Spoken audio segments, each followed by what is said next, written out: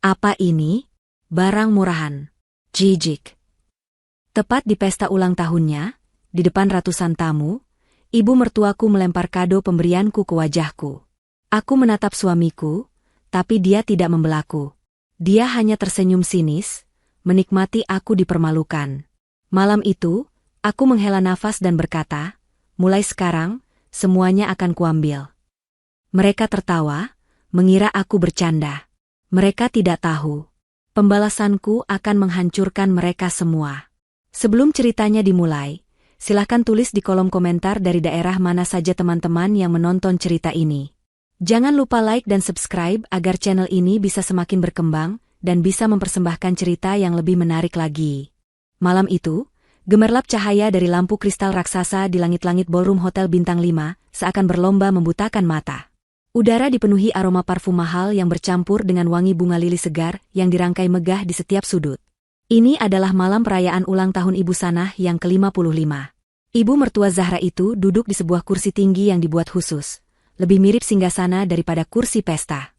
Ia mengenakan gaun malam berwarna merah marun yang berkilauan, rambutnya disasak tinggi, dan leher serta jemarinya dipenuhi berlian. Ia adalah ratu malam ini, dan semua orang yang hadir adalah abdi dalamnya. Zahra berdiri di sudut ruangan, hijab sederhana yang dikenakannya terasa kontras dengan lautan gaun terbuka dan perhiasan yang saling pamer di sekelilingnya.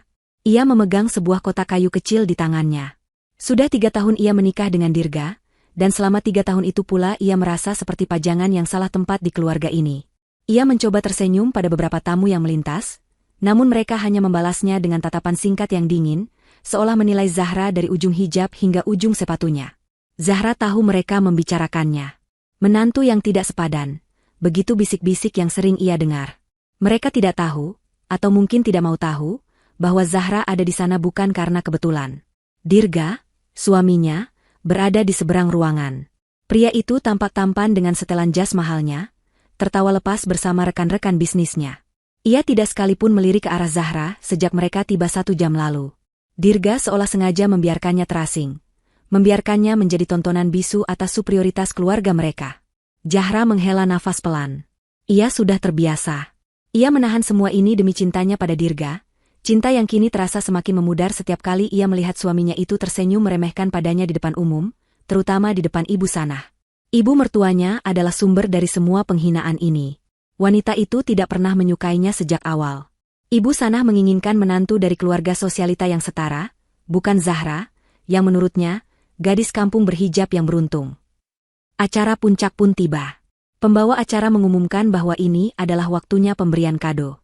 Para tamu berbaris, berlomba-lomba mempersembahkan hadiah mereka. Ada yang memberikan tas bermerek edisi terbatas, perhiasan berlian dengan karat yang lebih besar dari sebelumnya, bahkan sebuah kunci mobil mewah terbaru.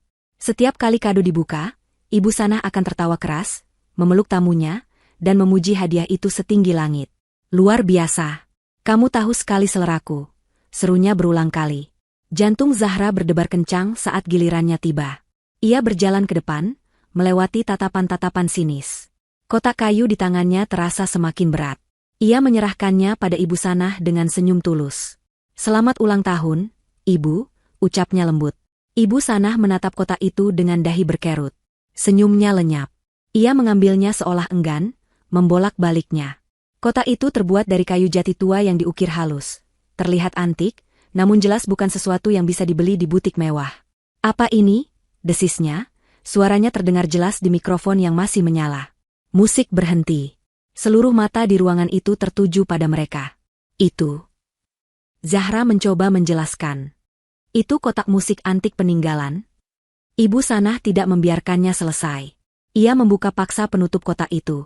Di dalamnya, terbaring sebuah kompas kuningan kecil di atas bludru yang agak pudar. Kompas itu terlihat sangat tua namun terawat. Keheningan melanda ruangan. Lalu, Ibu Sanah tertawa. Tawa yang keras, kering, dan penuh penghinaan. Kompas? Kamu memberiku kompas tua berkarat ini. Zahra menatap Dirga, memohon bantuan. Suaminya berdiri di samping kursi Ibu Sanah, dan di wajahnya terlukis senyum tipis yang sangat Zahra kenal. Senyum meremehkan. Senyum yang menikmati penderitaannya. Zahra, kata Ibu Sanah, nadanya dibuat-buat seolah sedang menasihati anak kecil. Aku tahu kamu tidak punya uang. Tapi setidaknya, kamu bisa berusaha sedikit. Kamu pikir ulang tahunku ini pasar loak? Wajah Zahra memanas. Ia merasa air mata mulai menggenang. Ibu, itu bukan barang sembarangan. Itu. Apa ini? Ibu Sanah tiba-tiba berteriak. Suaranya melengking memekakan telinga. Ia mengambil kompas itu dan kotak kayunya. Barang murahan jijik. Dalam sepersekian detik yang terasa seperti selamanya, Ibu Sanah melemparkan kotak itu dengan sekuat tenaga. Tepat ke wajah Zahra. Benda keras itu menghantam pipinya.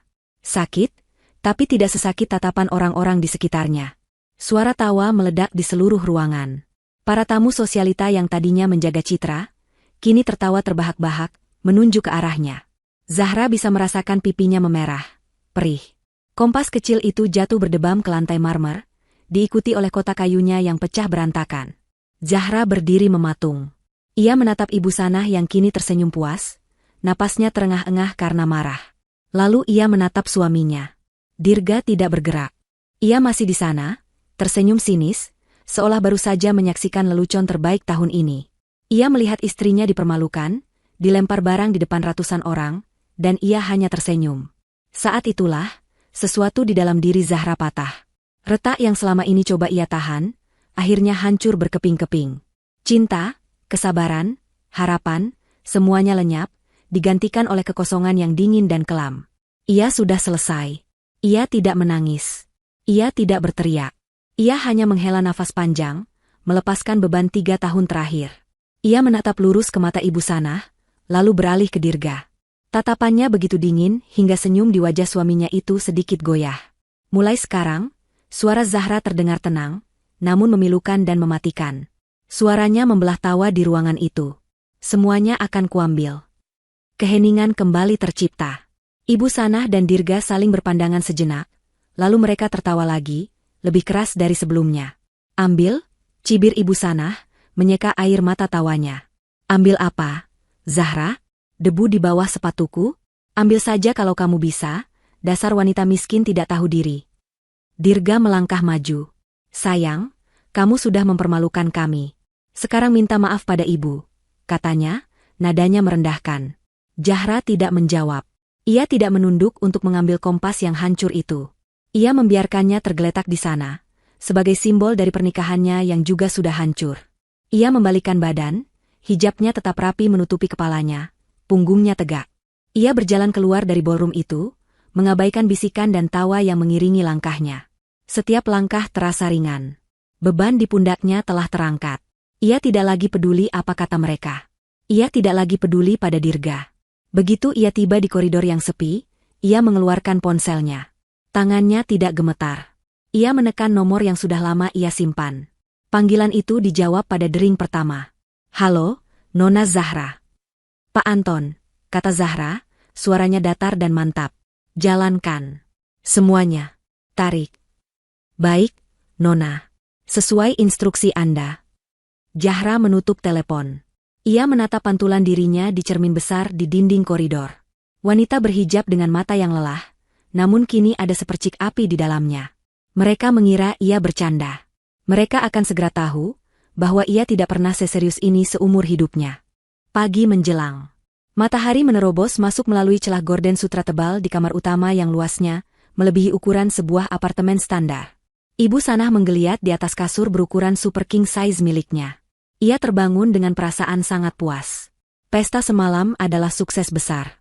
Semua orang membicarakan kemewahannya, dan yang terpenting, semua orang menyaksikan bagaimana ia memberi pelajaran pada menantunya yang tidak tahu diri itu. Ia tersenyum mengingat wajah Zahra yang pias saat kado murahan itu menghantamnya. Rasakan, pikirnya. Itu akibatnya jika mencoba bermain-main dengannya. Dirga juga semalam tampak senang.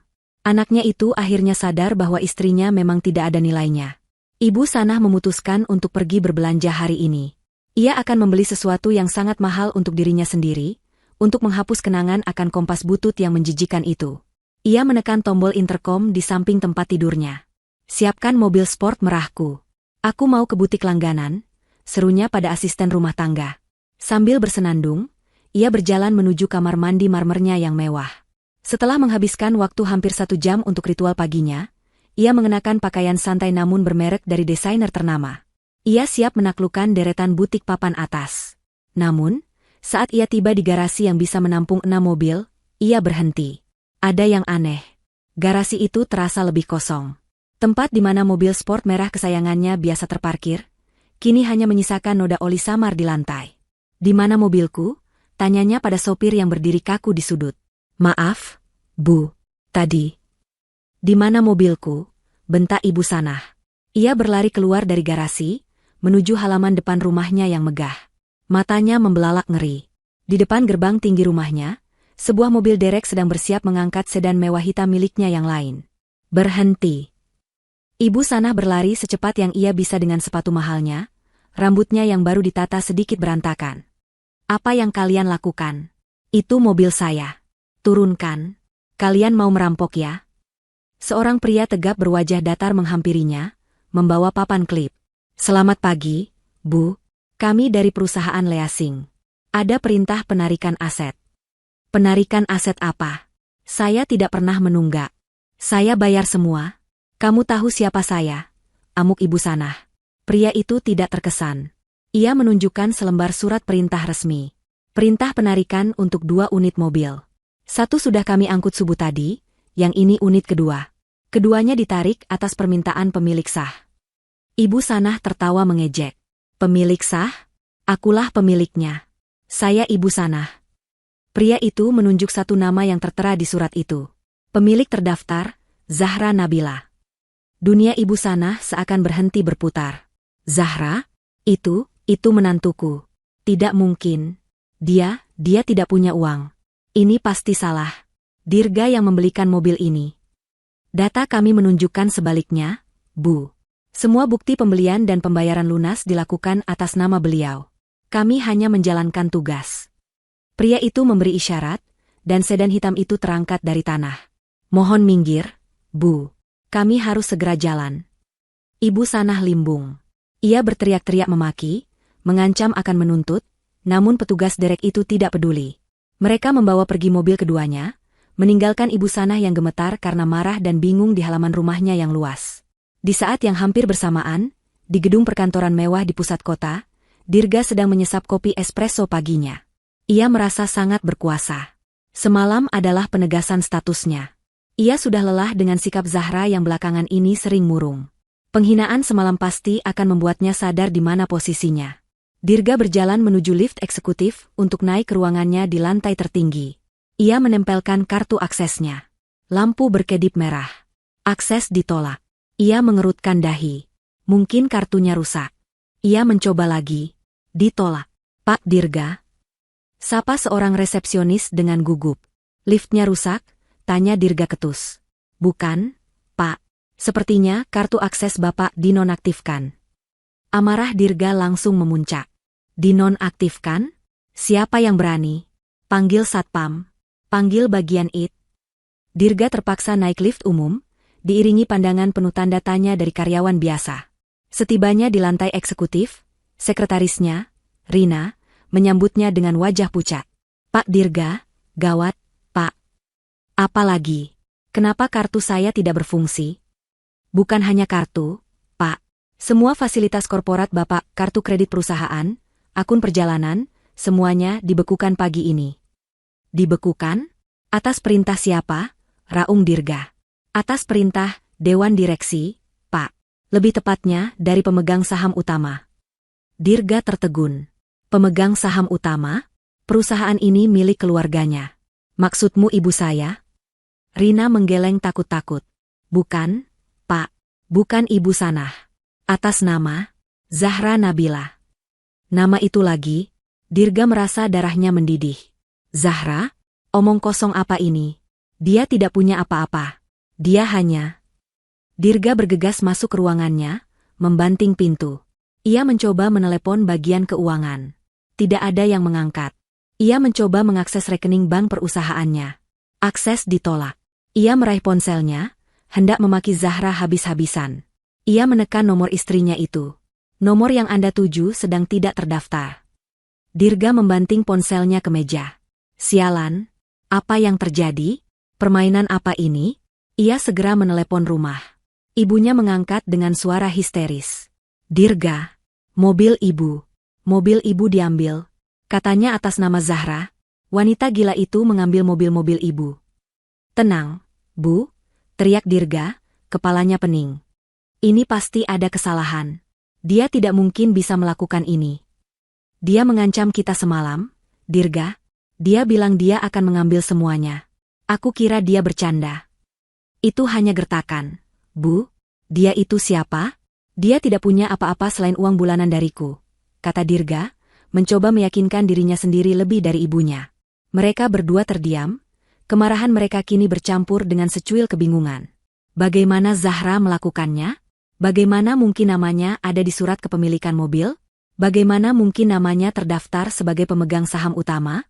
Saat Dirga sedang kalut di kantornya dan Ibu Sanah mondar-mandir di ruang tamunya yang megah, bel rumah berbunyi. Seorang asisten rumah tangga menerima paket kecil dari kurir. Untuk Ibu Sanah, katanya, menyerahkan paket itu. Ibu Sanah merenggutnya. Itu adalah kotak kayu yang sama dengan yang ia lempar semalam. Sebagian pecahannya sudah dilem kembali, meski tidak sempurna. Ia hendak melemparnya lagi ke lantai, tapi Dirga, yang baru saja tiba di rumah dengan taksi karena mobilnya juga tidak bisa keluar dari parkiran kantor, menghentikannya. Tunggu, Bu. Ada surat. Dirga mengambil secari kertas yang terselip di kotak itu. Kertas itu terlipat rapi. Ia membukanya. Itu adalah tulisan tangan Zahra yang selalu rapi. Ibu dan Dirga. Ini adalah kompas milik kakek saya. Beliau seorang pelaut ulung. Ini adalah barang berharga pertama yang beliau berikan padaku saat aku kecil, untuk mengingatkanku agar tidak pernah kehilangan arah. Aku kira ibu bisa menghargainya sebagai simbol aku menerimamu sebagai keluarga baruku. Aku salah. Kalian tidak pantas. Ibu Sanah mencibir. Lihat, Dram. Dia pasti sedang menangis di rumah orang tuanya yang miskin itu. Dirga meremas surat itu. Dia akan membayar semua ini. Dia pikir dia bisa mempermalukan kita? Dia akan kembali merangkak, memohon untuk dimaafkan.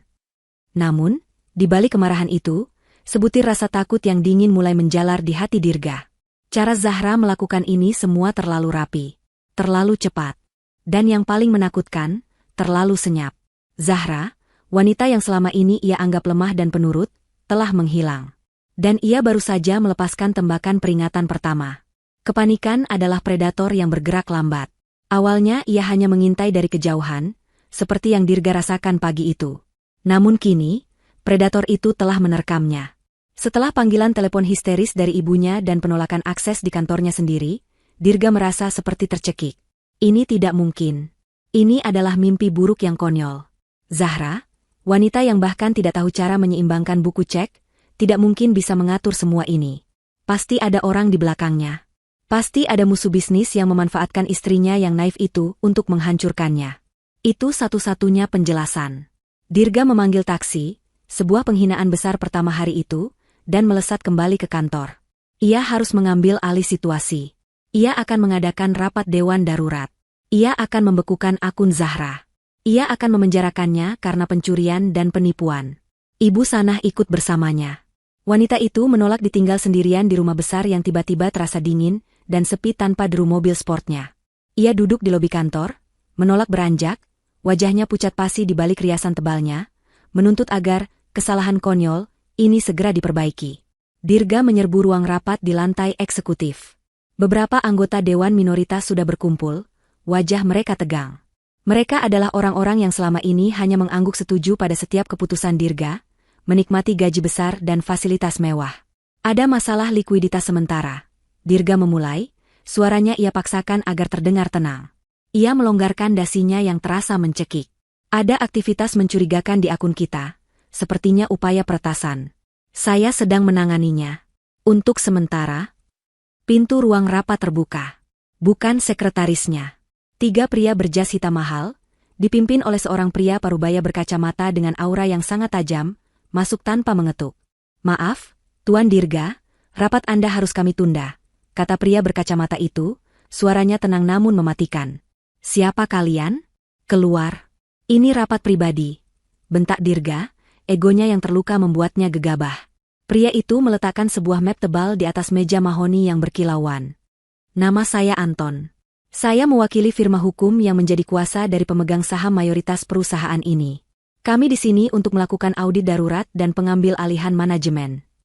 Anggota dewan lainnya terperangah. Pemegang saham mayoritas? Tanya salah satu dari mereka. Pemegang saham mayoritas adalah keluarga Dirga. Ibu Sanah. Itu data yang salah, kata Anton dengan tenang. Keluarga Anda, Tuan Dirga, hanya memiliki 30% saham. 70% sisanya dimiliki oleh klien kami, ZN Holding. Dirga tertawa. Tawa yang terdengar kering dan panik. ZN Holding? Tidak ada investor bernama itu di perusahaan ini. Saya yang menjalankannya. Saya tahu setiap investor. Anton tersenyum tipis, senyum yang tidak mencapai matanya. Tentu saja Anda tidak tahu. Klien kami lebih suka berinvestasi secara diam-diam, melalui beberapa perusahaan cangkang di luar negeri. Selama 5 tahun terakhir, setiap kali perusahaan Anda ini nyaris bangkrut karena manajemen Anda yang berani, ZN Holding lah yang menyuntikkan dana talangan. Setiap kali Anda berekspansi, ZN Holding lah yang mendanainya. Klien kami, secara harfiah, adalah alasan mengapa gedung ini masih berdiri. Wajah Dirga memutih. 5 tahun lalu, itu sebelum saya. Sebelum Anda menikah, potong Anton. Tepat sekali. Investasi dimulai jauh sebelum Anda mengenal klien kami. Siapa dia? Tuntut Dirga. Siapa ZN Holding ini? Tunjukkan wajahnya. Sebenarnya, kata Anton, melirik ke pintu. Beliau lebih memilih untuk mendelegasikan ini. Tapi karena Anda memaksa, pintu kembali terbuka. Kali ini, Zahra yang melangkah masuk. Ia tidak terlihat seperti Zahra yang dikenal Dirga. Ia masih mengenakan hijab. Namun kali ini hijab sutra berwarna biru tua yang dipadukan dengan setelan kerja yang tajam dan berkelas. Tidak ada lagi tatapan takut atau ragu di matanya. Yang ada hanya ketenangan baja.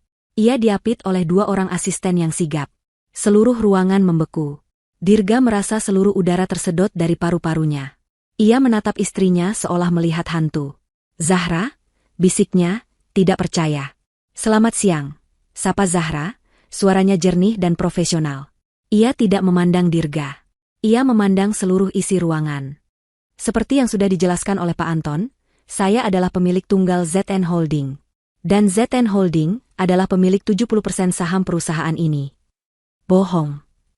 Tiba-tiba Ibu Sanah menyeruak masuk ruangan, tidak peduli lagi pada etika. Gadis kampung ini, mana mungkin. Dia menipu. Dia pembohong. Zahra akhirnya menoleh pada ibu mertuanya. Bohong, Bu Sanah? Apakah ibu kira saya menghabiskan 3 tahun pernikahan saya hanya untuk melayani Anda dan putra Anda? Sementara kalian menghina saya mengelola portofolio saya. Termasuk perusahaan ini, yang saya biarkan Dirga pimpin sebagai hadiah pernikahan. Hadiah? Dirga tergagap. Hadiah yang Anda salah gunakan. Lanjut Zahra, tatapannya beralih ke Dirga. Dingin. Saya membiarkanmu bermain dengan perusahaan ini, mengira kamu akan dewasa. Tapi kamu hanya menggunakannya untuk pamer, untuk membeli mobil mewah atas namaku, untuk menghidupi ibumu yang gila hormat. Dan semalam, suara Zahra sedikit bergetar, bukan karena sedih, tapi karena amarah yang terkontrol. Semalam, kalian berdua menunjukkan siapa diri kalian sebenarnya. Kalian menikmati penghinaan itu. Kalian pikir aku sampah. Zahra, sayang, ini salah paham. Dirga mencoba melangkah maju, naluri manipulatifnya mengambil alih. Ibu hanya bercanda. Aku minta maaf. Terlambat, Dirga, kata Zahra. Pak Anton, lanjutkan. Pak Anton mengangguk. Baik. Atas nama Nona Zahra Nabila, pemilik ZN Holding, dengan ini kami mengumumkan penarikan penuh seluruh investasi dari perusahaan ini, efektif saat ini juga. Semua dana ditarik kembali ke rekening induk. Anggota dewan lainnya melompat berdiri. Apa? Itu akan membuat perusahaan bangkrut dalam sekejap. Itulah intinya, kata Anton. Semua rekening perusahaan dibekukan per pagi ini. Seluruh operasional dihentikan. Para karyawan akan diberi pesangon sesuai hukum, yang akan dibayarkan langsung dari dana pribadi Nona Zahra. Dirga ambruk ke kursinya. Ini bukan lelucon. Ini bukan gertakan. Ini adalah eksekusi. Perusahaan keluarganya, warisan kakeknya, hancur dalam hitungan menit. Kenapa, Zahra? Lirihnya, lebih pada dirinya sendiri. Ia teringat semua momen itu. Saat-saat Zahra pamit pergi untuk pertemuan amal. Saat Zahra sibuk dengan laptopnya sampai larut malam, yang ia anggap hanya melihat-lihat resep atau toko online. Saat Zahra pernah menawarkan saran bisnis yang ia tertawakan mentah-mentah. Ia tidak menikahi gadis kampung. Ia menikahi seorang ratu bisnis yang menyamar. Ia tidak pernah memberinya makan. Dialah yang selama ini makan dari tangan Zahra. Penghinaan terbesar bukanlah kehilangan perusahaan. Penghinaan terbesar adalah kesadaran bahwa ia, Dirga, tidak pernah menjadi siapa-siapa. Ia hanyalah mainan yang kini rusak dan dibuang. Ini belum selesai, kata Zahra pelan, hanya cukup untuk didengar Dirga. Ia berjalan melewatinya menuju pintu keluar. Ini baru permulaan. Ibu Sanah tidak pingsan. Ia hanya berdiri mematung, mulutnya terbuka, matanya menatap kosong ke pintu tempat Zahra menghilang. Kerajaan semu yang ia banggakan, yang memberinya status sosialita tertinggi, telah runtuh menjadi debu. Perjalanan pulang dari kantor adalah siksaan bisu. Dirga dan Ibu Sanah duduk di kursi belakang taksi yang berbau apak. Tidak ada yang berbicara. Ibu Sanah gemetar hebat, entah karena marah atau takut.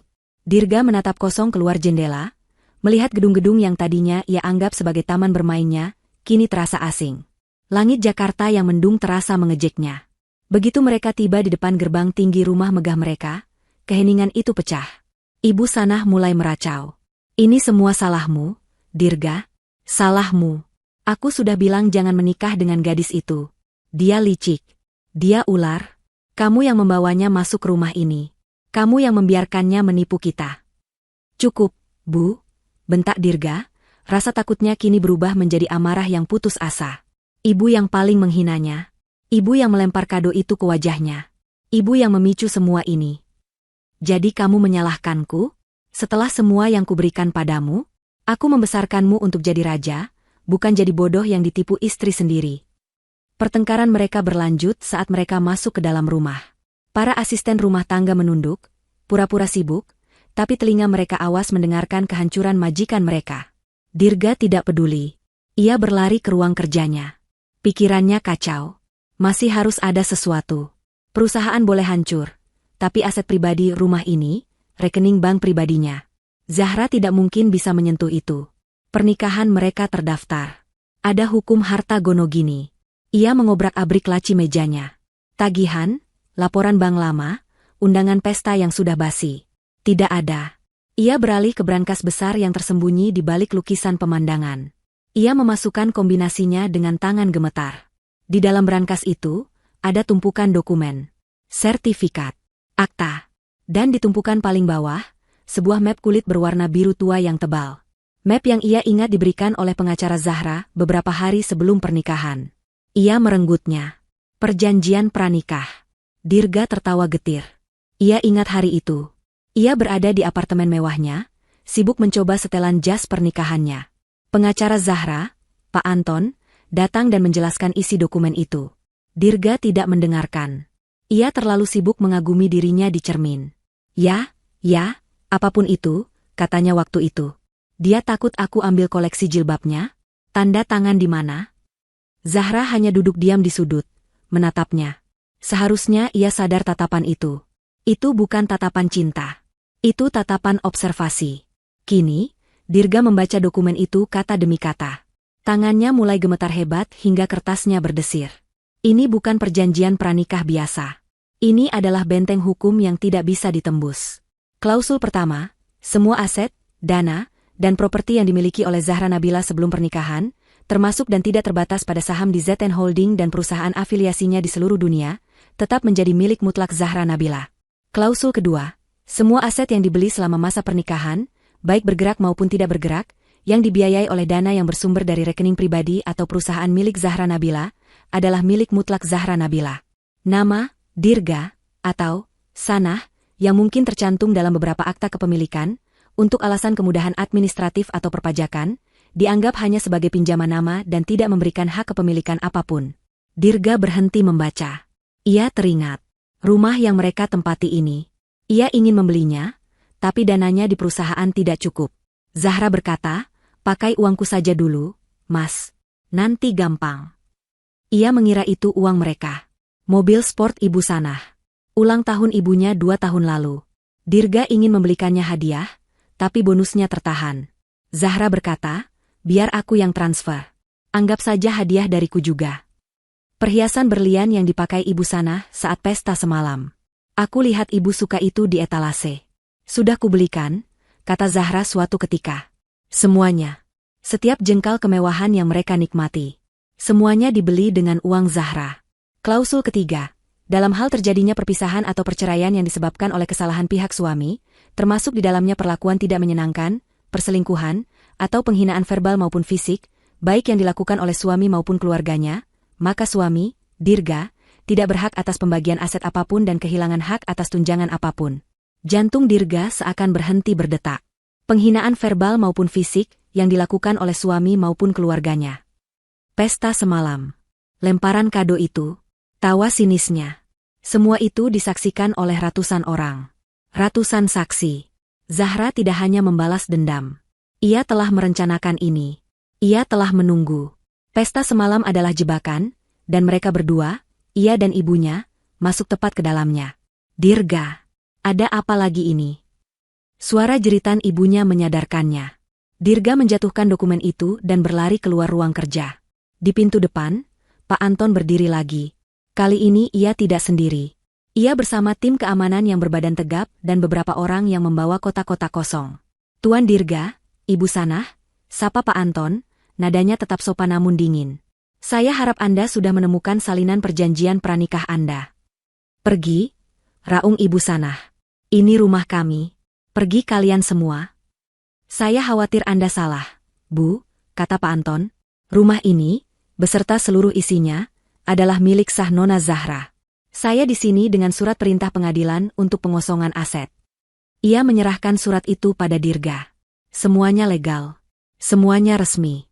Nona Zahra berbaik hati. Lanjut Pak Anton, melirik jam tangannya. Kalian diberi waktu 1 jam untuk mengemasi barang-barang pribadi kalian. Pakaian, dan barang-barang yang bisa kalian buktikan dibeli dengan uang kalian sendiri. Bukan uang dari Nona Zahra atau perusahaan. 1 jam. Dirga menatap sekelilingnya. Lukisan mahal di dinding. Milik Zahra. Sofa beludru impor. Milik Zahra. Jam kakek yang besar di sudut. Milik Zahra. Uang kami sendiri, bisik Dirga. Ia mencoba mengingat kapan terakhir kali ia membeli sesuatu dengan uang yang benar-benar miliknya. Ia tidak bisa. Ibu Sanah berlari ke kamarnya, mencoba mengunci pintu, tapi tim keamanan sudah siaga. Mereka membuntutinya. Terdengar suara teriakan dan barang pecah. Jangan sentuh itu. Itu milikku. Maaf, Bu.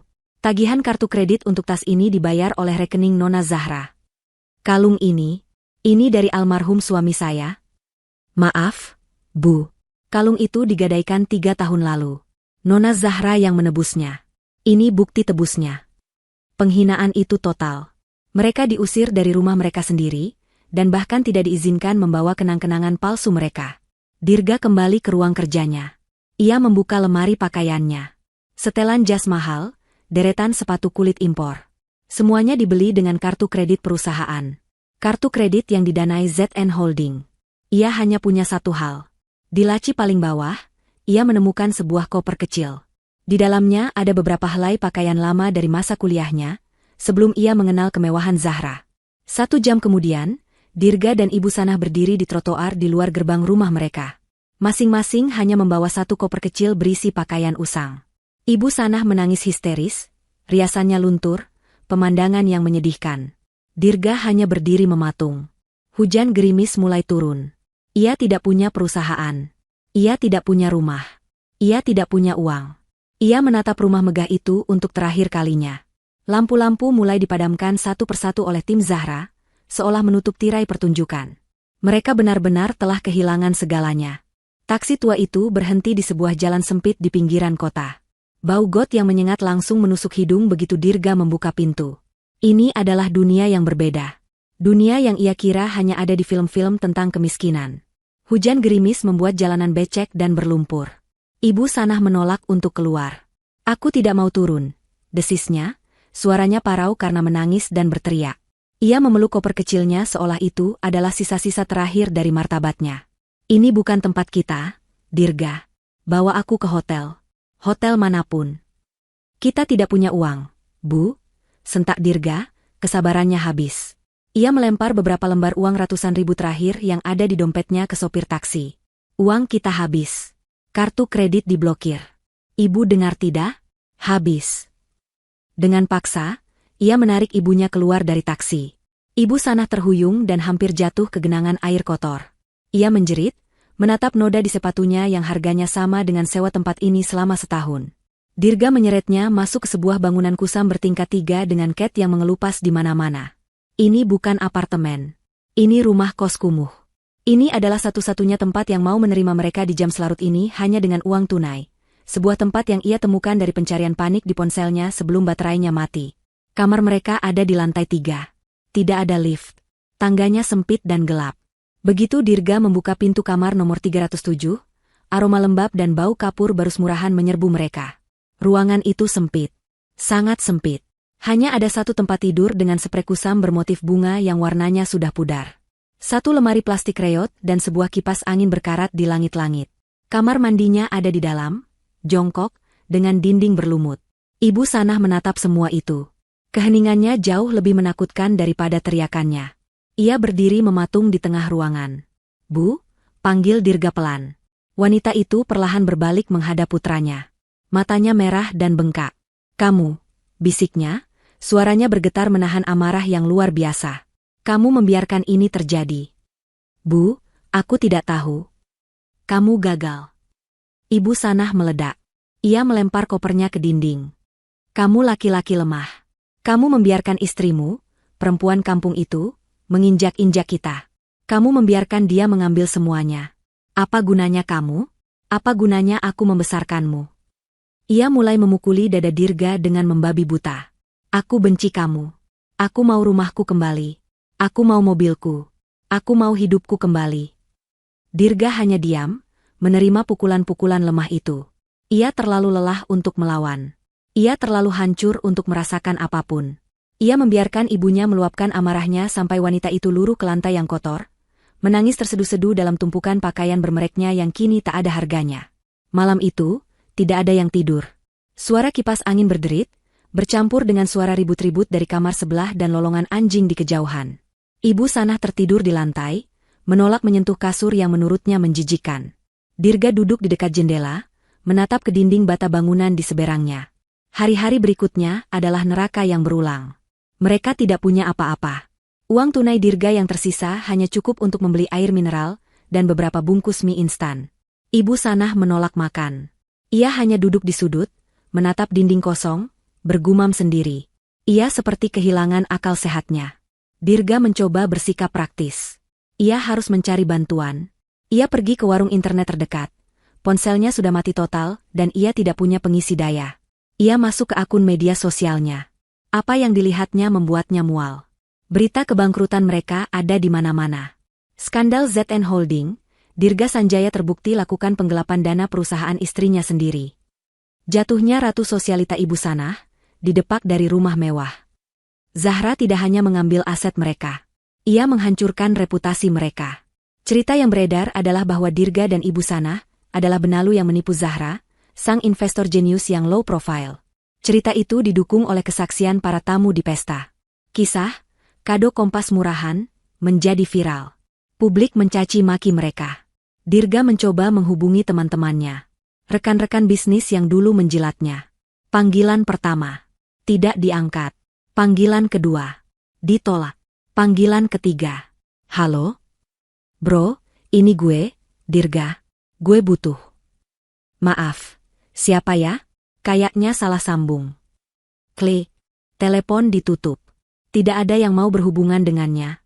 Dia adalah racun. Ibu Sanah juga akhirnya mencoba. Ia meminjam ponsel Dirga. Ia menelepon geng arisan sosialitanya. "Halo, Rika? Ini aku, Sanah." Keheningan sejenak di seberang.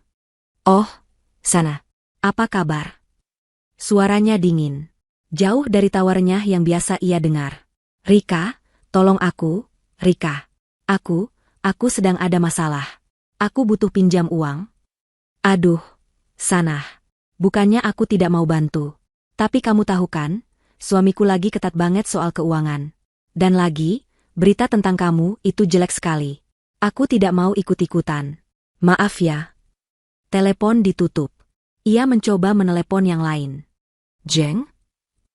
Maaf, Sanah. Aku lagi di Paris. Sinyal jelek. Nanti aku telepon lagi ya. Padahal Ibu Sanah bisa mendengar suara pasar di latar belakang. Satu persatu, semua pintu tertutup. Para sahabat yang dulu memujinya, yang dulu berebut ingin difoto bersamanya, kini menganggapnya seperti wabah penyakit. Status adalah mata uang mereka, dan Ibu Sanah kini bangkrut total. Malam itu, Dirga pulang membawa sebungkus nasi dan telur dadar. Ia menemukan ibunya sedang mencoba membersihkan noda di gaun sutranya dengan sabun cuci piring murahan di kamar mandi yang bau. Kita harus makan, Bu, kata Dirga, suaranya datar. Ibu Sanah menatapnya. Matanya yang dulu angkuh, kini kosong. Dia tidak hanya mengambil uang kita, Dirga, bisiknya.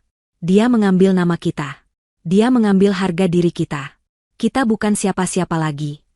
Dirga meletakkan bungkusan nasi itu di meja plastik. Kita masih hidup. Ini bukan hidup, jerit Ibu Sanah. Ini sampah. Aku lebih baik mati daripada hidup seperti ini. Ibu Sanah benar. Ini bukan hidup. Ini adalah kuburan yang mereka gali sendiri. Dan Zahra hanya menguruk tanah di atas mereka. Dirga menatap nasi bungkus itu. Rasa lapar mengalahkan harga dirinya. Ia mulai makan dengan lahap, menggunakan tangannya. Ia makan seperti orang yang tidak pernah makan berhari-hari. Ia tidak peduli lagi. Di tengah makannya, ia berhenti. Sebuah keputusan terbentuk di benaknya. Hanya ada satu jalan keluar. Ia tidak bisa melawan Zahra dengan kekuatan. Ia tidak bisa melawannya dengan hukum. Ia akan melawannya dengan cara yang selalu ia gunakan, manipulasi. Ia akan memohon. Ia akan merangkak. Ia akan berpura-pura menyesal. Ia akan menyalahkan ibunya. Ia akan melakukan apapun untuk mendapatkan Zahra kembali. Bukan karena ia mencintainya. Tapi karena Zahra adalah satu-satunya sekoci penyelamat di lautan kehancurannya. Butuh 3 hari bagi Dirga untuk mengumpulkan tekad. 3 hari hidup dalam kekumuhan, memakan mie instan, dan mendengarkan racauan ibunya yang perlahan-lahan kehilangan kewarasan. Uang tunai mereka benar-benar habis. Pemilik kos sudah mengetuk pintu mereka, menagih uang sewa harian. Keputusasaan adalah motivator terkuat. Ia mencuci mukanya di kamar mandi berlumut, mencoba merapikan kemejanya yang sudah lecek. Ia tidak bercukur selama berhari-hari. Penampilannya acak-acakan. Ia terlihat persis seperti apa yang ia rasakan, seorang pecundang. Ibu di sini. Jangan kemana-mana. Aku akan selesaikan ini, katanya pada Ibu Sanah, yang hanya menatapnya dengan pandangan kosong. Dirga berjalan kaki berkilo-kilometer. Ia tidak punya uang untuk ojek atau bus. Ia berjalan menuju pusat kota, menuju gedung pencakar langit yang pernah menjadi miliknya. Setiap langkah adalah siksaan. Orang-orang di jalan menatapnya aneh. Pria berpenampilan gelandangan dengan sisa-sisa setelan mahal yang kotor. Ketika ia akhirnya sampai di lobi gedung, ia disambut oleh 2 satpam baru yang berbadan tegap. Maaf, Pak. Ada perlu apa? Tanya mereka, menghalangi jalannya. Saya Dirga. Saya dulu CEO di sini. Saya mau bertemu Zahra. Istri saya. Kedua satpam itu saling berpandangan, lalu menahan tawa. Tuan Dirga, ya? Kami ada perintah khusus. Anda tidak diizinkan masuk ke gedung ini. Saya harus bertemu dengannya. Ini darurat. Dirga mencoba menerobos. Kedua satpam itu langsung mencengkeram lengannya. Maaf, Pak. Pergi, atau kami panggil polisi. Zahra. Dirga berteriak sekuat tenaga, berontak. Sayang, aku di sini. Tolong aku. Perbuatannya menarik perhatian seisi lobi. Karyawan yang berlalu lalang berhenti, berbisik, dan mulai merekam dengan ponsel mereka. Ini adalah tontonan yang memalukan. Mantan penguasa gedung itu kini bergulat dengan satpam di lantai lobi. Tiba-tiba, suara tenang terdengar dari interkom satpam. Biarkan dia naik. Antar dia ke ruang rapat utama di lantai atas. Itu suara Pak Anton. Satpam itu melepaskannya. Dengan kasar, mereka mendorong Dirga ke lift eksekutif, lift yang dulu hanya bisa ia akses dengan sidik jarinya. Perjalanan naik terasa seperti perjalanan menuju tiang gantungan. Pintu lift terbuka. Lorong itu masih sama, tapi terasa berbeda. Lebih sibuk, lebih profesional. Tidak ada lagi pajangan seni abstrak tak berguna yang dibeli ibunya. Dindingnya kini dipenuhi papan tulis dengan diagram alur kerja. Satpam itu membukakan pintu ruang rapat utama. Ruangan tempat ia dipermalukan beberapa hari lalu. Di dalam, pemandangannya membuatnya tertegun. Ruangan itu penuh. Sekitar 12 orang eksekutif muda berpenampilan tajam duduk mengelilingi meja.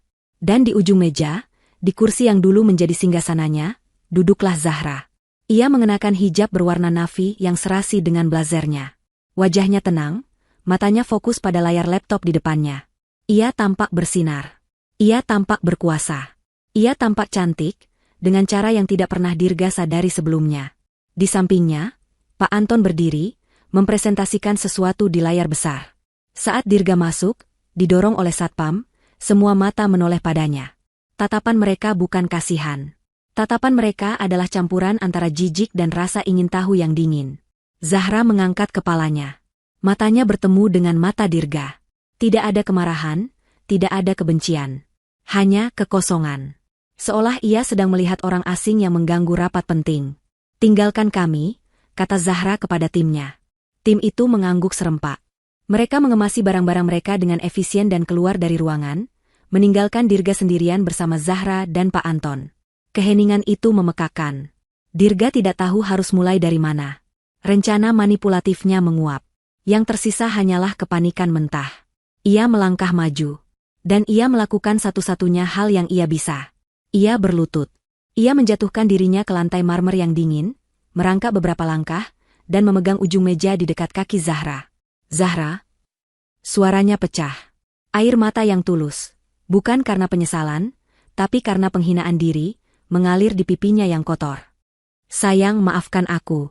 Maafkan aku. Zahra hanya menatapnya. Aku bodoh, Zahra. Aku buta. Aku tidak tahu apa-apa, isaknya. Itu semua ibu. Ibu yang meracuni pikiranku. Sejak awal dia tidak pernah menyukaimu. Dia yang memaksaku untuk diam saat dia menghinamu. Dia yang membuatku jadi pria lemah. Dirga menengadah, wajahnya basah oleh air mata dan keringat. Aku tidak menikmati itu, Zahra. Sumpah. Aku tersiksa melihatmu dipermalukan. Aku takut pada ibuku. Tapi sekarang aku sadar. Kamulah satu-satunya yang penting. Ia mencoba meraih tangan Zahra, tapi Zahra menarik tangannya lebih dulu. Tolong, Zahra. Beri aku satu kesempatan lagi, pintanya. Aku akan tinggalkan ibuku. Aku akan menceraikannya jika perlu. Kita mulai lagi dari nol. Aku tidak butuh perusahaan ini. Aku hanya butuh kamu. Aku bersumpah, aku masih mencintaimu. Aku akan jadi suami yang baik untukmu. Aku akan. Dirga. Satu kata itu. Dingin, tajam, dan final. Semua isak tangis Dirga berhenti seketika. Zahra berdiri. Ia berjalan mengitari meja, bukan untuk menolong Dirga berdiri, tapi untuk berdiri menjulang di hadapannya. Ia menatap suaminya yang kini berlutut di kakinya. Cinta? Tanyanya, suaranya tenang. Kamu tidak tahu apa arti cinta. Cinta adalah kompas kakekku, yang kamu biarkan ibumu lempar ke wajahku. Bukan begitu. Kamu menyalahkan ibumu, lanjut Zahra, seolah Dirga tidak berbicara. Memang, dia wanita yang jahat. Tapi kamu lebih buruk. Kamu adalah seorang pengecut. Kamu bersembunyi di balik kekayaanku, menikmati kemewahannya, tapi membiarkan aku dihina untuk melindungi egomu yang rapuh. Zahra berjongkok sedikit, menyamakan tatapan mereka.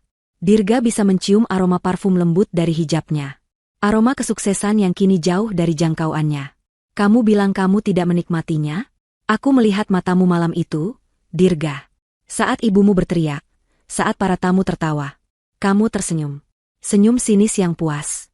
Kamu menikmati melihatku direndahkan, karena itu membuatmu merasa lebih unggul.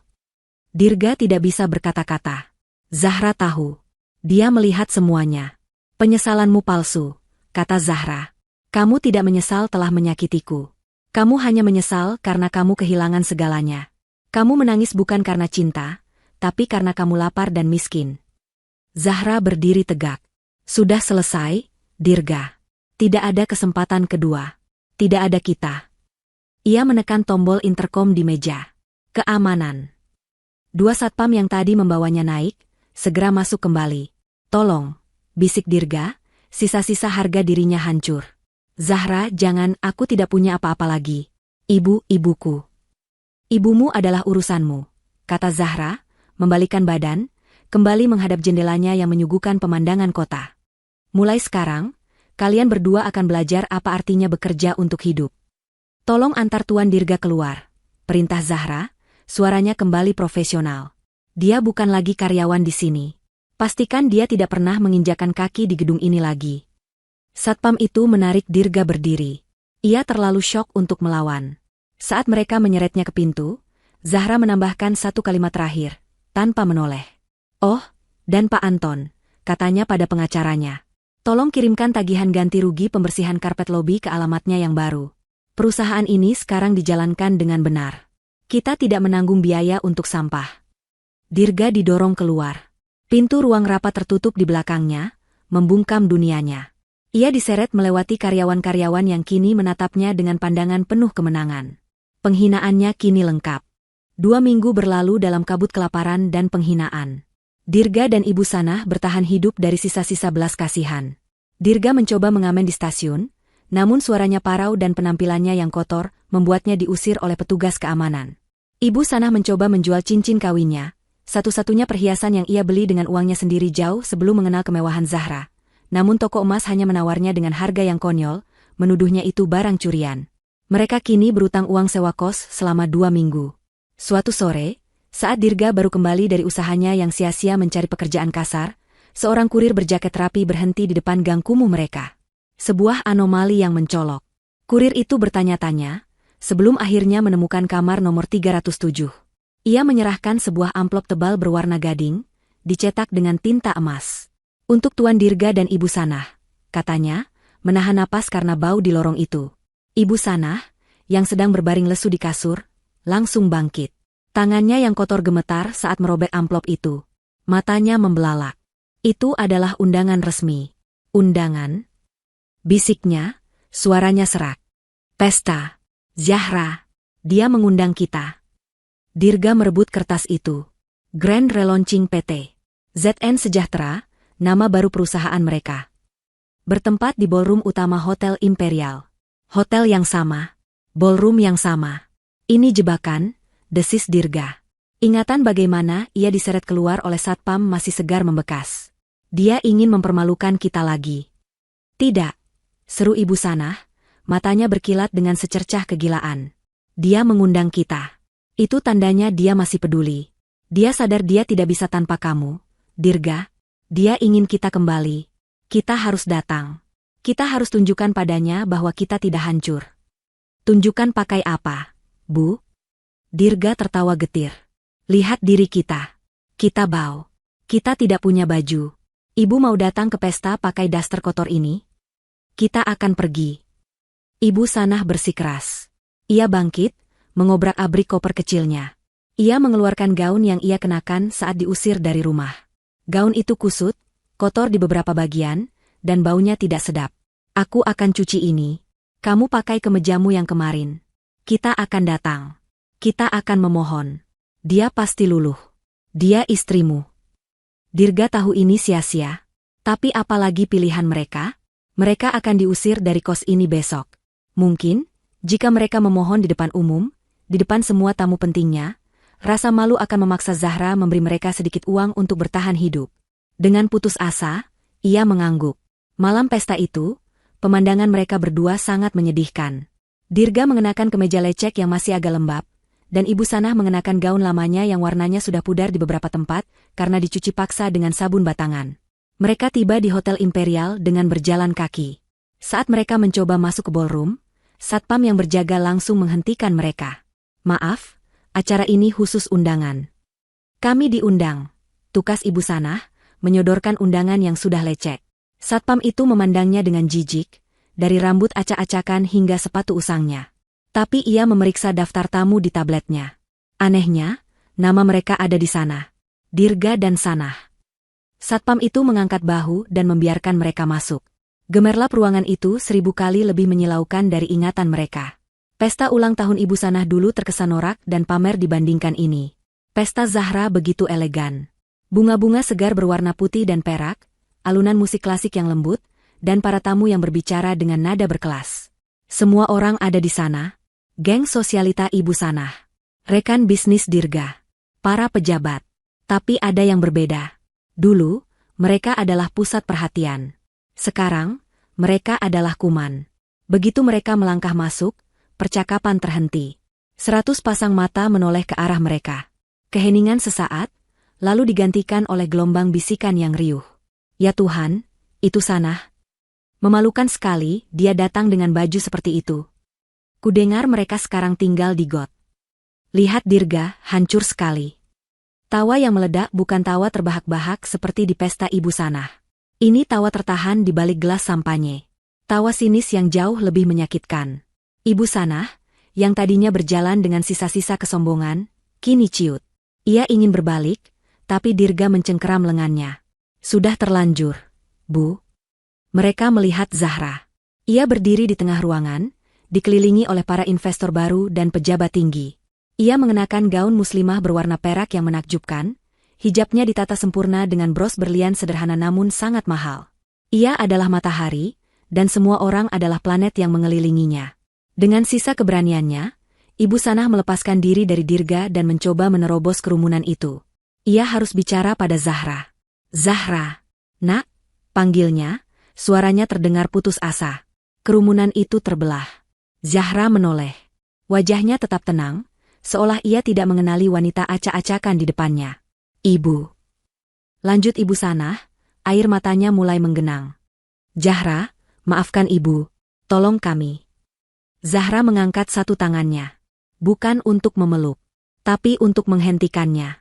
Maaf, kata Zahra, suaranya jernih terdengar oleh semua orang di dekatnya. Saya rasa Anda salah orang. Apakah Anda bagian dari staf catering yang tersesat?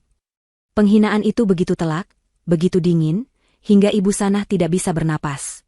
Geng sosialitanya yang berdiri di dekat situ menutup mulut mereka, menahan tawa. Tapi, aku Ibu. Para tamu sekalian, suara Zahra tiba-tiba terdengar di seluruh speaker. Ia memegang mikrofon kecil.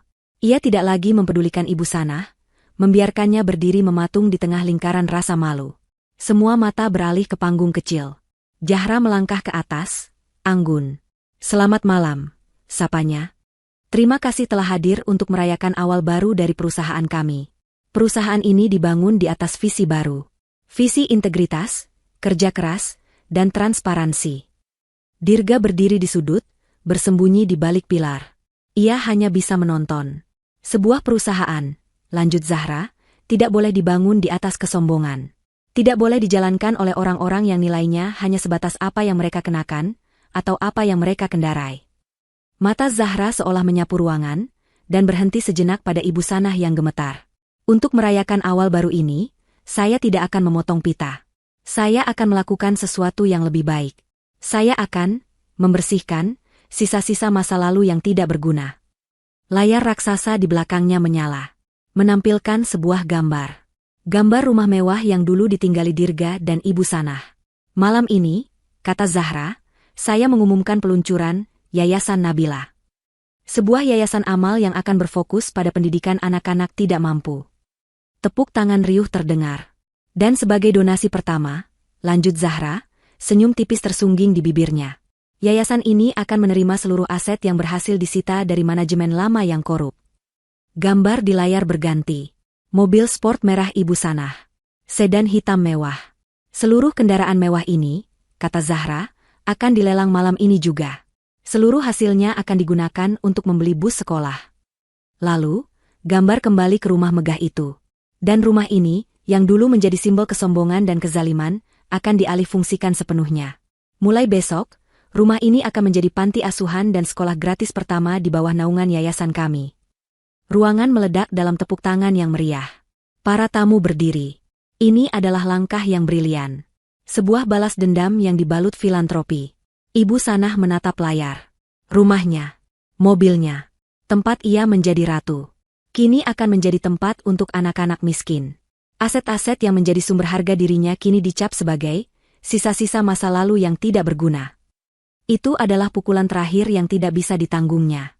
Harga dirinya, warisannya, statusnya, semuanya dihapus dan disumbangkan di depan mata semua orang yang dulu memujanya. Ia tidak menangis. Ia tidak berteriak. Ia hanya mengeluarkan suara tercekik yang aneh dari tenggorokannya. Matanya memutih, dan ia ambruk ke lantai marmer yang dingin, pingsan di tengah pesta termegah musim ini. Para tamu terkesiap. Beberapa petugas medis bergegas menghampirinya. Dirga hanya berdiri mematung di balik pilarnya. Ia tidak bergerak untuk menolong ibunya. Ia terlalu malu. Terlalu hancur. Di atas panggung, Zahra tidak terganggu. Ia hanya mengangkat gelasnya. Untuk masa depan yang bersih. Silakan, nikmati pestanya. Kejadian di pesta itu menjadi berita utama keesokan harinya. Ratu Sosialita jatuh pingsan saat mantan menantu lelang asetnya untuk amal. Foto Ibu Sanah yang tergeletak tak berdaya di lantai ballroom, kontras dengan foto Zahra yang berdiri anggun di atas panggung, tersebar di setiap portal berita dan tabloid. Dirga membawa ibunya kembali ke koskumu mereka malam itu, setelah tim medis hotel membangunkannya, dan dengan sopan mengusir mereka. Ibu Sanah tidak lagi berbicara. Ia hanya diam, matanya menatap kosong ke langit-langit kamar yang berjamur. Guncangan malam itu telah mematahkan sesuatu di dalam dirinya. Publik, yang tadinya hanya mencaci maki, kini berpesta di atas penderitaan mereka. Tapi di tengah hiruk-pikuk itu, satu pertanyaan mulai muncul di kalangan media yang lebih serius. Siapa sebenarnya Zahra Nabila? ZN Holding muncul entah dari mana. Ia mengambil alih perusahaan besar dalam semalam. Ia mengadakan pesta amal yang spektakuler. Tapi tidak ada yang tahu latar belakangnya. Ia seperti hantu yang tiba-tiba memiliki segalanya. Seorang jurnalis investigasi senior dari sebuah majalah bisnis terkemuka, merasa ada cerita yang lebih besar di balik ini. Kisah, menantu tertindas, terasa terlalu sederhana. Ia mulai menggali.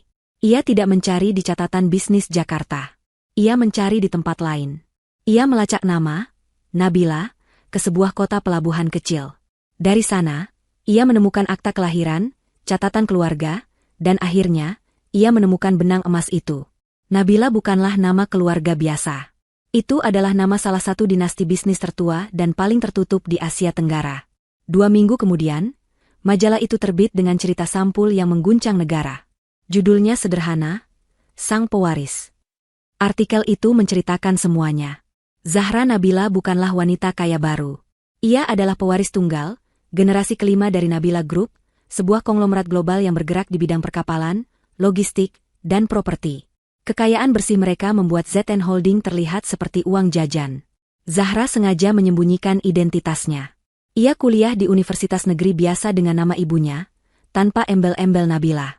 Artikel itu mengutip seorang sumber anonim yang dekat dengan keluarga, kemungkinan besar Pak Anton, yang menjelaskan alasannya. Zahra muak dengan para pria yang mendekatinya hanya karena uang. Ia ingin dicintai apa adanya. Ia bertemu Dirga saat magang di sebuah perusahaan kecil. Dirga saat itu hanyalah seorang manajer junior yang ambisius. Zahra mengira ia telah menemukan pria yang sederhana dan pekerja keras.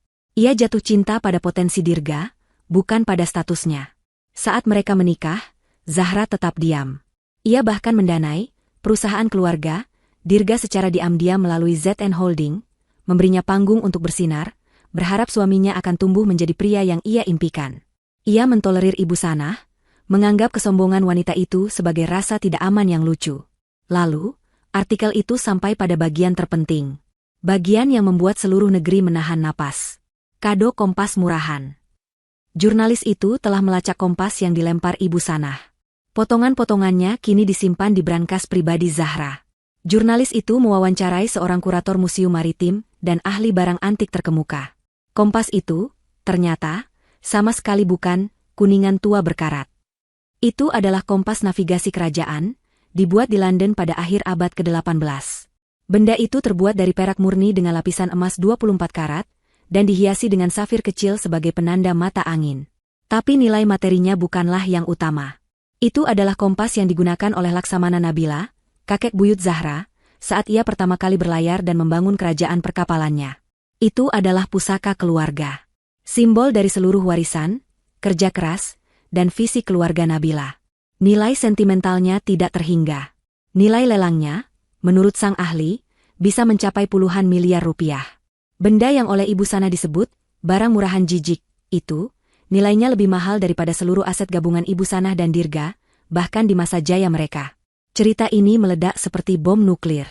Kini, publik tidak hanya membenci Dirga dan Ibu Sanah. Mereka memandang keduanya dengan rasa jijik yang luar biasa. Mereka bukan lagi sekadar benalu, Mereka adalah orang-orang bodoh paling tidak tahu diuntung dalam sejarah. Di kamar kos mereka, Dirga membaca artikel itu dari ponsel seorang penghuni kos lain yang berbaik hati meminjamkannya. Ia membacanya dengan lantang untuk ibunya, suaranya bergetar. Miliaran. Kompas itu. Miliaran. Ibu Sanah, yang selama berhari-hari hanya diam, mulai tertawa. Awalnya tawa kecil yang aneh, lalu semakin keras, berubah menjadi tawa histeris yang menakutkan. Ia tertawa sampai air matanya mengalir, sampai ia terbatuk-batuk. Miliaran? Ia terengah-engah. Aku melempar miliaran hahaha. Dirga menatap ibunya ngeri. Wanita itu sudah benar-benar gila. Saat itu juga, pintu kamar mereka digedor. Bukan satu orang, tapi beberapa orang. Itu adalah pemilik kos, bersama beberapa preman berwajah keras. Waktunya habis, bentak pemilik kos. Kalian sudah menunggak hampir sebulan. Dan aku tidak mau tempatku jadi tontonan wartawan. Pergi. Tapi, kami tidak punya tempat. Mohon Dirga. Bukan urusanku. Pria itu memberi isyarat. Para preman itu masuk, menarik Ibu Sanah yang masih tertawa-tawa, dan mendorong Dirga keluar. Koper kecil mereka dilempar menyusul ke jalanan yang becek. Pintu dibanting dan digembok dari luar. Dirga dan ibunya yang kini sudah kehilangan akal sehat, berdiri di pinggir jalan yang ramai. Mereka tidak punya uang, tidak punya rumah, tidak punya teman. Orang-orang yang lewat mengenali mereka. Lihat, itu si bodoh yang melempar kompas miliaran. Menjijikkan. Pergi dari sini. Seseorang melempar kulit pisang ke arah mereka. Lalu yang lain melempar gelas air kotor. Mereka bukan lagi hanya miskin. Mereka adalah paria. Mereka adalah sampah masyarakat. Dihina, diusir, dan dibenci oleh seluruh dunia yang kini tahu persis betapa bodoh dan jahatnya mereka. Karma mereka belum selesai. Karma mereka baru saja dimulai. Trotoar yang basah dan dingin adalah kasur mereka malam itu. Setelah diusir dengan kasar dari rumah kos, Dirga dan Ibu Sanah resmi menjadi gelandangan. Mereka tidak punya tujuan. Tidak ada lagi teman atau kerabat yang bisa didatangi. Nama mereka telah menjadi racun, identik dengan kebodohan dan pengkhianatan. Orang-orang yang lewat meludahi mereka. Anak-anak kecil melempari mereka dengan batu, berteriak, itu si pelempar kompas. Mereka berlindung di bawah jembatan layang yang berdebu, berbagi tempat dengan tikus-tikus got dan gelandangan lain yang menatap mereka dengan curiga. Bau pesing dan sampah yang membusuk begitu pekat, hingga membuat perut mual. Ibu Sanah, wanita yang dulu tidak akan menyentuh gelas jika tidak terbuat dari kristal, kini duduk meringkuk di atas tumpukan kardus kotor. Ia tidak lagi menangis. Ia hanya bergumam. Miliaran di wajahnya, haha kompas merah mobilku. Gumamannya tidak pernah berhenti. Ia menggaruk-garuk lengannya yang kini dipenuhi bintik-bintik merah, karena gigitan serangga. Dirga menatap ibunya dengan kebencian yang murni. Inilah wanita yang menghancurkannya. Karena kesombongan wanita ini, ia kehilangan segalanya. Tapi ia juga membenci dirinya sendiri. Ia benci kelemahannya, kebenciannya pada tatapan sinis Dirga di pesta itu. Ia kini terikat pada wanita gila ini, terikat oleh darah dan kemiskinan. Selama seminggu, mereka hidup dari mengais-ngais sisa makanan di tempat sampah di belakang restoran. Dirga mencoba mengemis, tapi wajahnya terlalu terkenal. Orang-orang merekamnya dengan ponsel, menertawakannya, lalu mengunggahnya. Mantan CEO kini mengemis di jalan. Setiap video baru menjadi bahan tertawaan nasional. Akhirnya, rasa lapar yang tak tertahankan mengalahkan harga dirinya. Ia harus bekerja. Tapi siapa yang mau mempekerjakannya? Ia tidak punya keahlian selain memberi perintah dan menghabiskan uang. Ia mendatangi sebuah pasar induk di tengah malam, saat semua orang tertidur. Ia menyembunyikan wajahnya di balik topi lusuh yang ia temukan. Ia memohon pada seorang mandor kuli angkut. Saya butuh kerja, Pak. Apa saja. Mandor itu menatapnya dari atas ke bawah. Tanganmu terlalu bersih. Kamu tidak terlihat seperti pekerja. Saya akan bekerja keras. Tolong, Pak.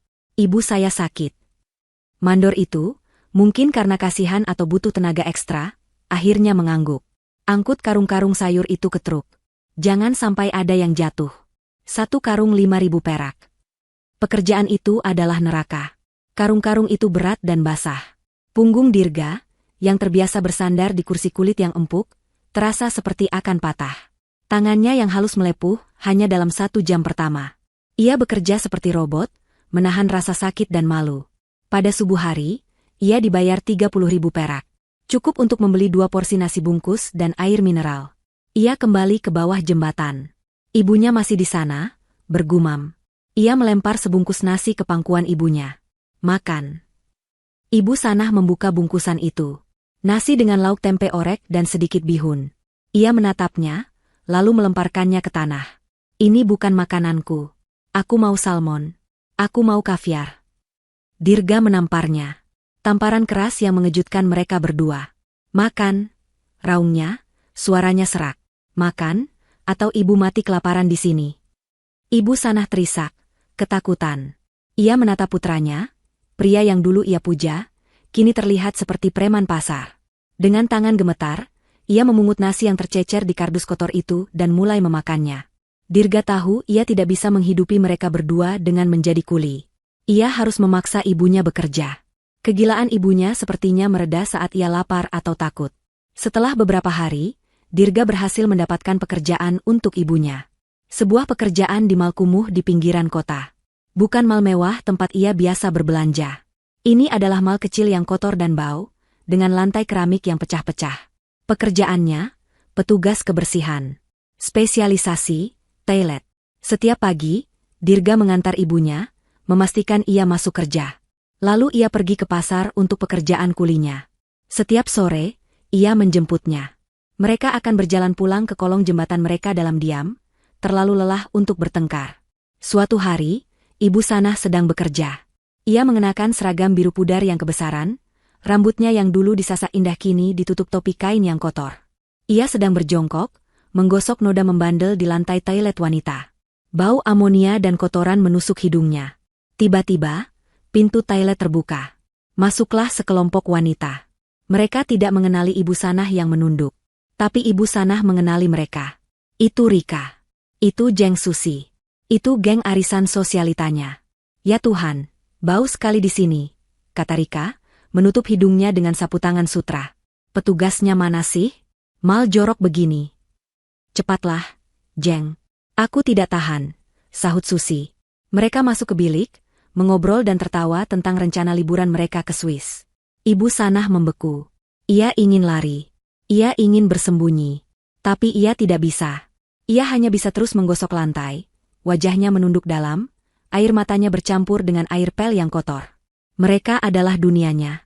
Dan kini, ia adalah kotoran di bawah sepatu mereka. Tapi karma belum selesai. Puncak penderitaannya terjadi seminggu kemudian. Mal tempatnya bekerja sedang ramai. Ia sedang mengepel area food court yang lantainya lengket, karena tumpahan minuman soda. Ia begitu fokus pada pekerjaannya, pada usahanya untuk tidak terlihat, hingga ia tidak menyadari siapa yang datang. Langkah kaki yang tenang dan berwibawa berhenti tepat di depannya. Ibu Sanah mendongak perlahan. Di hadapannya berdiri Zahra. Zahra tidak sendiri. Ia dikawal oleh 2 pengawal pribadi berbadan tegap. Ia mengenakan setelan celana panjang berwarna putih gading, hijabnya sempurna. Ia tampak bersinar, seolah membawa cahayanya sendiri ke dalam mal yang suram itu. Ia sedang melakukan inspeksi mendadak. Rupanya, ia baru saja membeli mal kumuh itu dan berencana merenovasinya. Mata mereka bertemu. Mata Ibu Sanah yang liar, penuh ketakutan dan kebencian.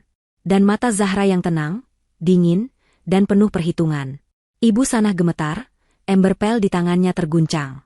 Ia ingin mengatakan sesuatu, memaki, memohon, ia tidak tahu. Zahra menatapnya selama beberapa detik. Ia menatap seragam kotor itu. Ia menatap tangan yang kapalan itu. Ia teringat tangan yang sama, yang dulu dipenuhi berlian, yang melempar kompas ke wajahnya. Perlahan, Zahra merogoh tas tangannya. Ia tidak mengeluarkan dompet. Ia mengeluarkan selembar uang 100 ribuan. Uang itu baru dan kaku. Ia mengulurkan tangannya, bukan untuk memberikannya. Ia melepaskan uang itu. Uang itu melayang pelan, berputar, sebelum mendarat di lantai yang basah dan kotor, tepat di genangan air pel di depan kaki Ibu Sanah. Ibu Sanah menatap uang merah yang tergeletak di air kotor itu.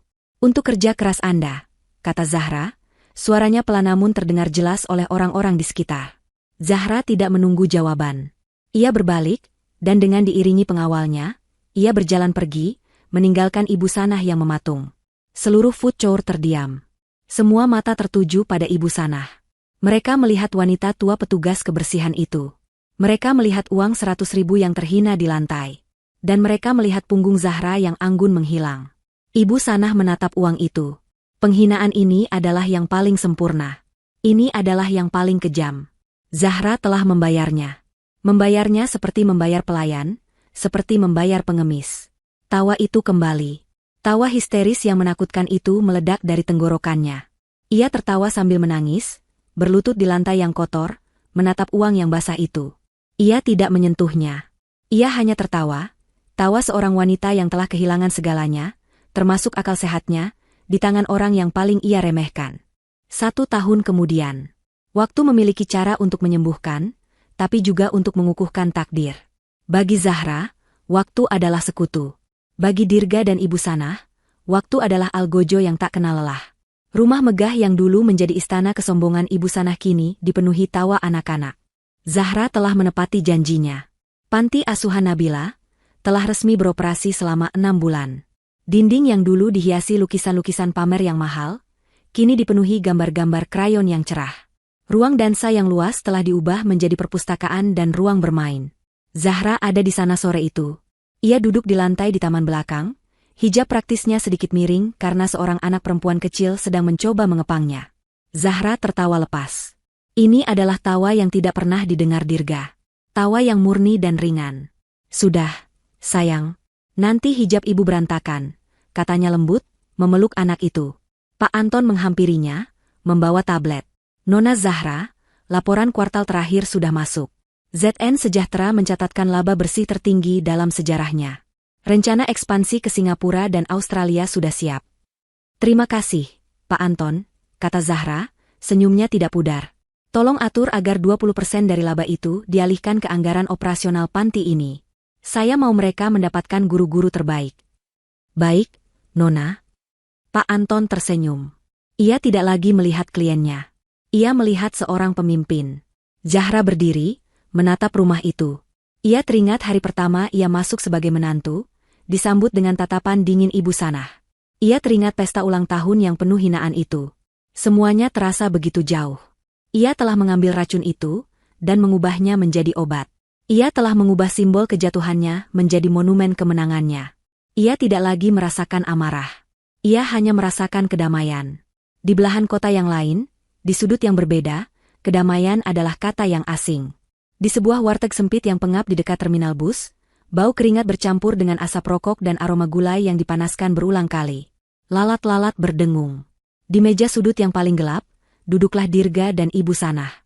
Dirga terlihat 10 tahun lebih tua. Wajahnya yang dulu tampan kini kusam, terbakar matahari, dan dihiasi bekas luka tipis di pipinya, hasil dari perkelahian dengan sesama kuli. Ia mengenakan jaket ojek online yang warnanya sudah pudar. Ia baru saja selesai menarik penumpang selama 12 jam. Ibu Sanah duduk di hadapannya. Rambutnya yang dulu legam kini dipenuhi uban, dipotong pendek asal-asalan. Ia jauh lebih kurus. Tangannya gemetar permanen. Ia tidak lagi tertawa histeris, tapi tatapannya sering kosong. Ia bekerja sebagai pencuci piring di warteg itu, sebuah pekerjaan yang diberikan pemilik warteg karena kasihan. Sepiring nasi dengan tempe bacem dan sayur nangka ada di depan mereka berdua, untuk dimakan bergantian. Cepat habiskan, desis Dirga. Aku harus ambil orderan lagi. Ibu Sanah menyuap nasi dengan lamban. Aku lihat tadi, katanya pelan, suaranya parau. Lihat apa lagi? Tanya Dirga bosan. Mobil seperti mobil merahku dulu. Lewat di depan. Warnanya sama. Dirga membanting sendoknya. Berhenti bicara soal mobil itu, Bu. Ibu sadar tidak? Semua ini karena ibu. Karena kesombongan ibu. Karena mulut ibu. Karena aku, mata Ibu Sanah yang tadinya kusam kini menyala. Karena kamu, Dirga. Kamu yang lemah. Kamu laki-laki yang tidak bisa melindungi ibumu. Kamu membiarkan perempuan itu mengambil semuanya. Kamu hanya diam saja saat dia menghina ibumu di mal. Harusnya kamu pukul dia. Pukul dia? Supaya aku dipenjara seumur hidup. Dirga tertawa sinis. Ibu yang bodoh. Seandainya ibu tidak melempar kompas itu. Miliaran, Bu. Kita bisa hidup seperti raja. Tapi ibu melemparnya. Ke wajahnya. Bodoh. Bodoh. Kamu yang membawanya. Kamu yang menikahinya. Dan ibu yang meracuninya. Pertengkaran itu adalah ritual harian mereka. Saling menyalahkan. Saling mengutuk. Mereka terikat dalam lingkaran setan kebencian. Mereka adalah penjara bagi satu sama lain. Setiap kali Dirga melihat wajah ibunya, ia teringat semua yang telah hilang. Setiap kali Ibu Sanah melihat putranya, ia teringat kegagalannya. Ini adalah karma mereka yang sesungguhnya. Bukan hanya kemiskinan. Tapi hidup selamanya dengan orang yang paling mereka salahkan atas kehancuran mereka. Malam itu, jauh dari warteg yang berisik, Zahra berdiri di balkon penthouse barunya. Sebuah apartemen mewah yang ia beli dengan uangnya sendiri, bukan warisan. Itu adalah kantor pusat barunya. Ia memandang ke bawah, ke gemerlap lampu kota Jakarta. Jutaan cahaya, jutaan kehidupan. Di suatu tempat di bawah sana, dua orang sedang menjalani hukuman seumur hidup mereka. Ia teringat senyum sinis Dirga. Ia teringat teriakan, barang murahan jijik, dari Ibu Sanah. Zahra menghela nafas panjang, tapi bukan helaan nafas kesedihan. Itu adalah helaan nafas kelegaan. Ia meraih secangkir teh melati hangat di mejanya. Ia menyesapnya pelan. Semuanya telah lunas terbayar.